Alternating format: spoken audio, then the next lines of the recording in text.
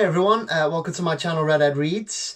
So today it's been a long time coming, but I'm finally going to be doing my review of Frank Herbert's Dune. This first part of my review is going to be completely spoiler free, so if you haven't read Dune, you can at least watch this bit and then skip ahead to the verdict. I'll mark it all in the description, the timestamps. But I will be doing a small little spoiler section later just because there's a few things I want to touch upon.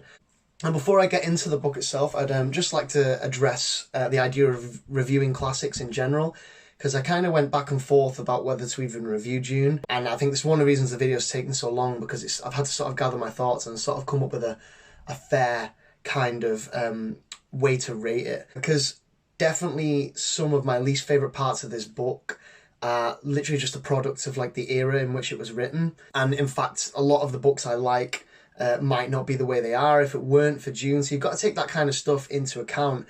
But at the same time, this is about enjoyment for me. If I don't enjoy a book, I'm going to say that I don't enjoy it. I'm just going to be honest. Luckily, I actually did quite enjoy Dune, which I think is one of the reasons I've decided, all right, I'm going to do it. Even if I am going to say some stuff that might upset a few people, I think for the most part, I'm going to be pretty positive here. Although, let's start with some of the negatives first, because I think instantly one of the things that's going to put a lot of people off this book is the style, the writing style. Now, this was written in the 1960s, and it attempts something that at the time was like pretty fresh. Like it's a huge world that he's building here, almost akin to like something like Middle Earth, except it's in space. Not in terms of it's like Middle Earth, but at the scale is what I'm on about.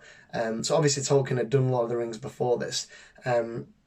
But Dune attempts to tell a very different kind of story. And yeah, the style is definitely not going to be for everyone, because it's very over-explanatory, but not in the Tolkien way of kind of, oh, I'm gonna describe this tree for 10 minutes.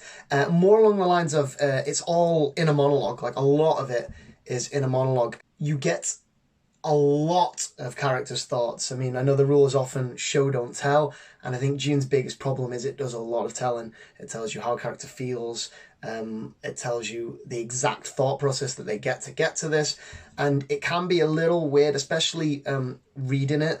I think this is one of the reasons I struggled with my original read-through when I was younger, because it can be a bit too much at times. You know, sometimes describing a person's body language or facial expression can be enough to convey that they're angry or relaxed, you know.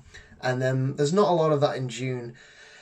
I don't know whether this is because I listened to it in audiobook format, but I actually got used to the style quite quick and actually started to really enjoy it, because I really felt like I was put in the shoes of these people, and there's a lot of intelligent characters making very difficult decisions and thinking things through.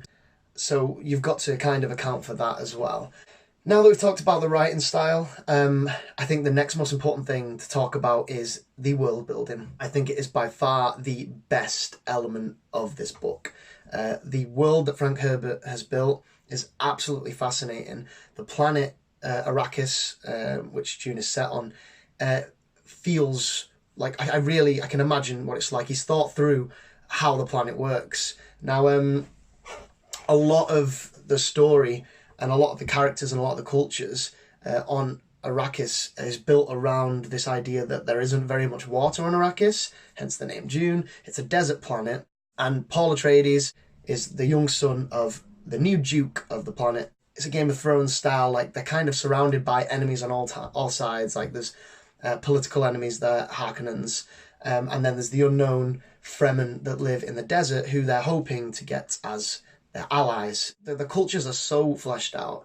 I really felt like I understood how these people had lived and developed and why they were the way they were, why they place importance on what they do. And they definitely explore the Fremen in particular. Like it's really interesting seeing them from an outsider's perspective and seeing how strange the customs seem to the characters, but in the context of the world, they actually make so much sense. And this is definitely how like some of these societies would have developed. But beyond that, there's a scale that is just unimaginable. Like there's a whole galaxy of these political houses that rule different planets and different areas of it, and there's an emperor that rules over all of it. They only kind of actually scratch the surface on that in this book, but they lay a lot of groundwork for what's to come. So Dune is a sci-fi novel, but for me it had a lot of elements that felt very much like fantasy.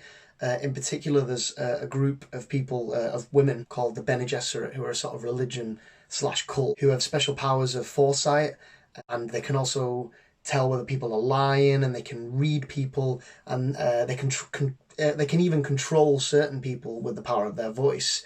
And they're kind of meddling in the affairs of the galaxy because they want to bring about the first male Bene Gesserit, who is going to be able to access certain powers that they can't, and he's going to be their messiah, and he's going to create this world that the Bene Gesserit want.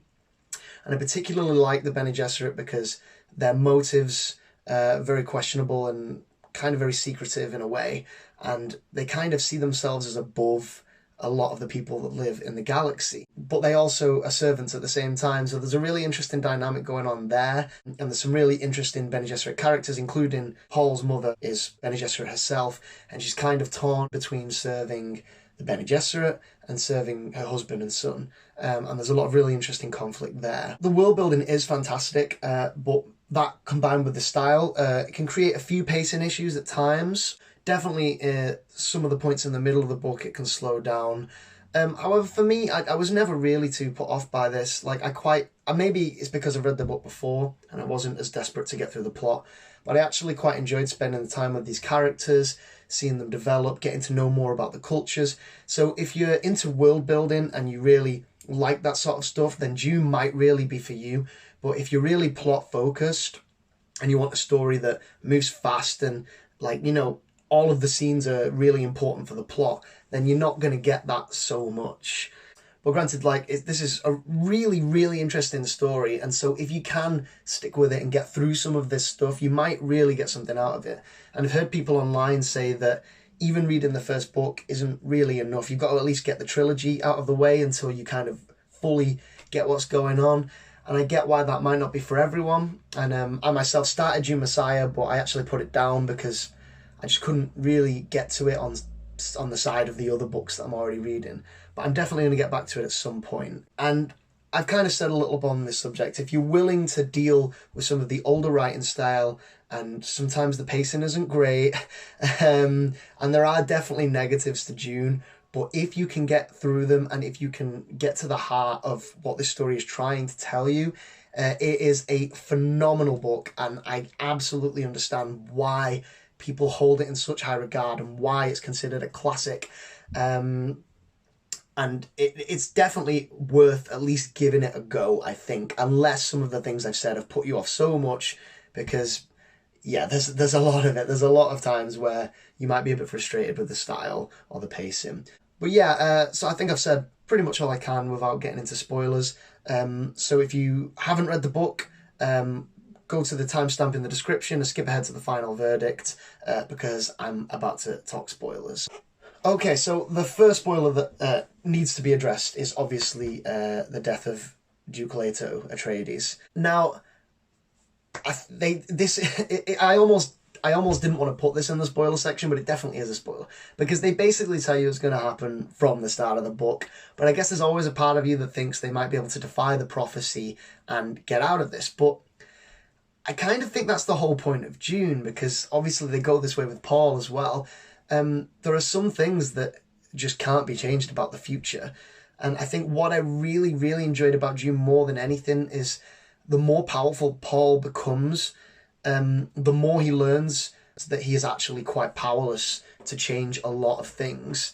In particular, this prediction about the jihad, which I still don't know fully how that's going to play out, but I imagine, knowing Dune, and kind of, I've heard little bit things about how the saga goes, I imagine that Paul is just going to be unable to stop that, which I just think is a really fascinating idea, to have this all-powerful Messiah-like character that in his own way is completely powerless. And it says a lot about religious fanaticism and the way that pure motives can often be turned into justifications for evil acts. So yeah, I'm definitely going to read more through this series. We're going a little bit into spoilers as well. I do have some problems with things. The Baron Harkonnen, or Harkonnen, for example, I think often can feel a little bit pantomime-esque in the fact that he's just so evil. Like, I mean, I think the fact making the character into a paedophile was a little bit unnecessary for me. Like, this guy is unlikable enough without having to throw something like that in. Like, I honestly would have rather have seen him be made a little bit more relatable instead of less relatable, because it's a very one-sided book and you only really get the Atreides perspective on this. And I definitely feel like there is a story out there that, well, there might even be in the sequel books. And they do kind of start on this in what I've read of Dune Messiah, about how, you know, the Atreides aren't all good. And you look at this thing from the outside, Paul is just replacing the old emperor. He's just taking this power for himself. Like, he's become, in a way, the evil that he wanted to defeat. And even though he has pure motives, as I said, if he's powerless to stop those that will use his cause as justification for evil, then has he really done any good? Has he really changed the universe for the better? And I think that's the thing that's really making me cling on to Dune and really making me want to progress through the series. But yeah, I think I'm done with spoilers now. I'm going to head to the final verdict.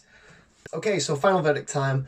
Now, I haven't gone like super in depth in this review, but it's mostly because I don't want to spoil the book for people. And I think what I've said about like the style and about the world building, I think will probably convince you one way or the other. You know what kind of reader you are.